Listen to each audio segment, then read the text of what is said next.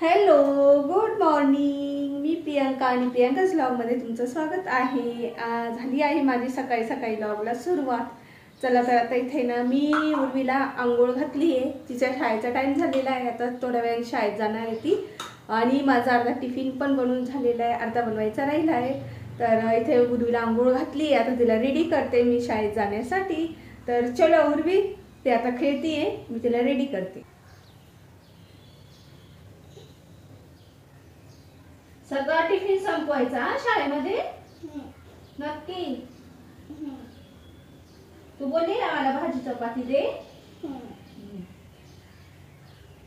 हे घे.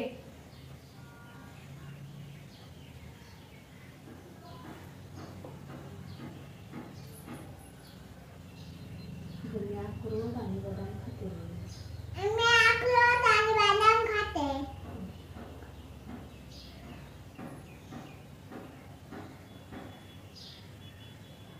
आवडत ना तुला काजू कतली? आवडते पण आता नको खाऊ सकाळी सकाळी काजू कतली. नंतर शाळेतून आली का मग देते तुला.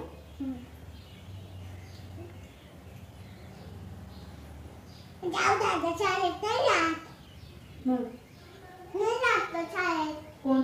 शाहू दादा?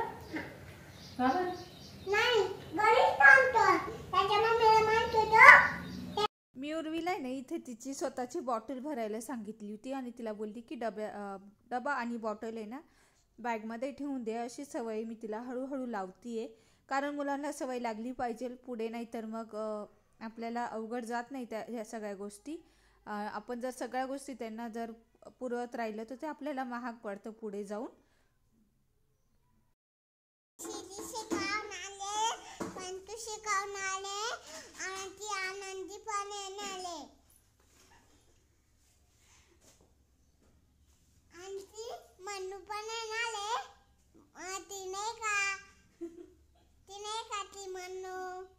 मम्मी नाही का तिची घेऊन येते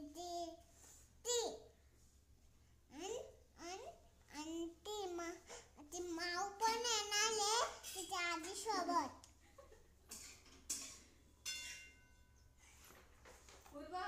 आणि मी पण येणार आहे, उर्वी पण येणार आहे. आता माझी स्कूल सुटली नाही, जायचंय अजून स्कूल. हे बघ हे बघ हे बघ. दाखवू का? हे बघा माझ्या मम्मीने काय दिलं, भेंडी चपाती दिली.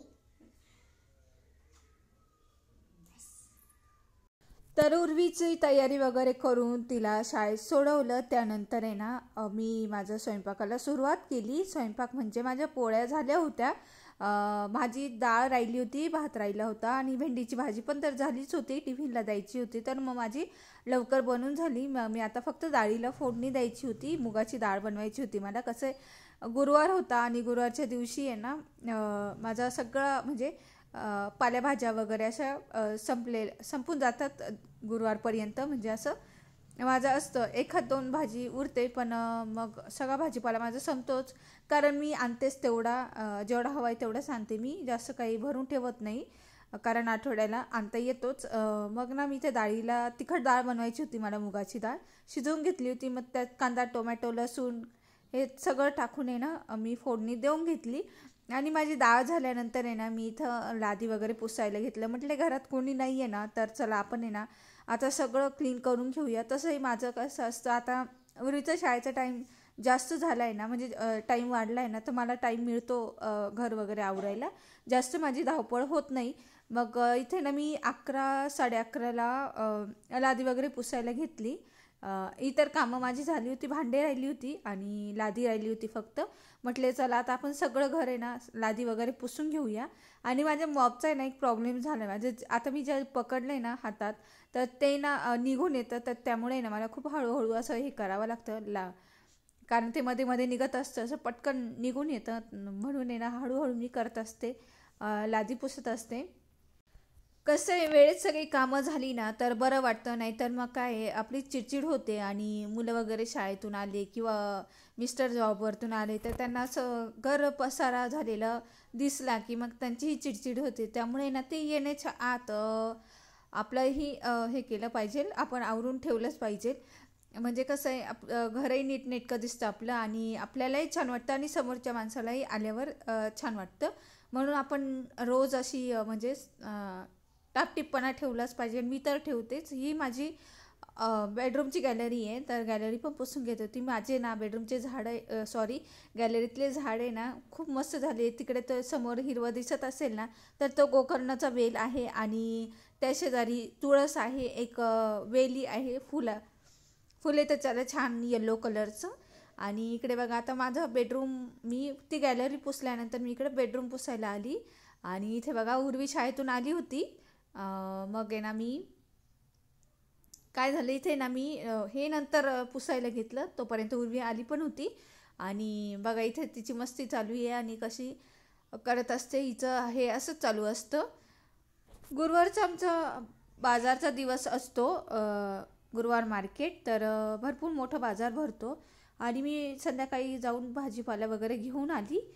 छान मला असे अळूचे पानं वगैरे, कोथिंबीर तर मला 10 रुपयाला मिळाली. 10 रुपयाला एवढी मोठी जुडी मिळाली. सगळं भाजीपाला घेऊन आले. मी काय करते, असं आठवड्याने मी भाजीपाला घेऊन येत असते. कारण म्हणजे आणून ठेवल्यानं तर बरं असतं. रोज रोज मी जात नाही आणायला, कारण मग इतर वेळेस खूप महाग असतो. आज आहे ना बघा, मूग मटकी आणली होती आणि हे शेवग्याच्या शेंगा, कोबी, काळे वांग्यांची रेसिपी मी तुम्हाला नक्की दाखवेल. त्यानंतर चहाही ठेवला होता आणि चहा घेत मी भाजीपाला काढला सगळा. स्वस्त होत्या काही भाज्या महाग होत्या. चालूच असतं, आता पावसाळा आहे आणि ना बाजारामध्ये खूप चिडचिड होती. चिखल वगैरे, खूप पाणी होतं.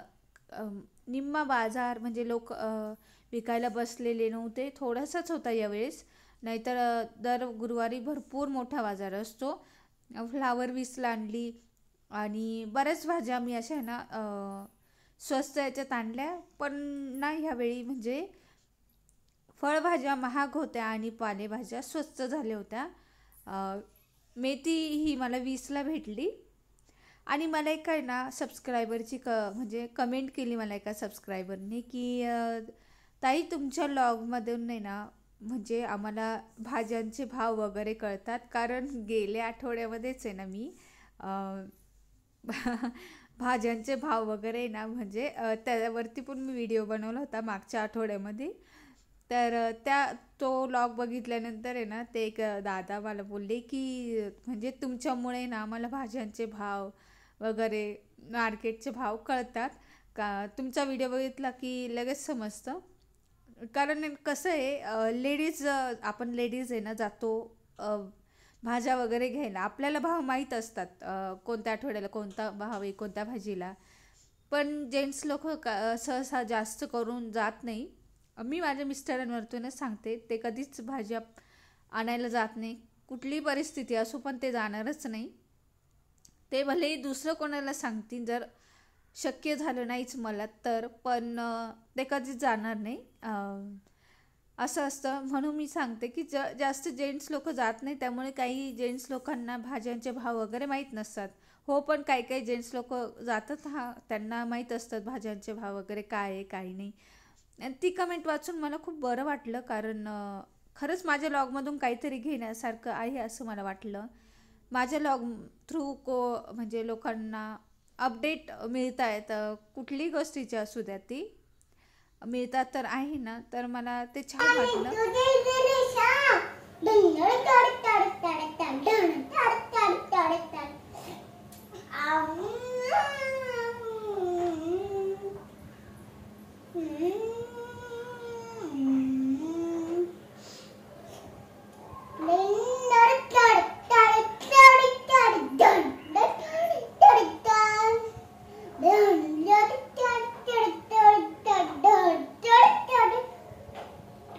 Daddy.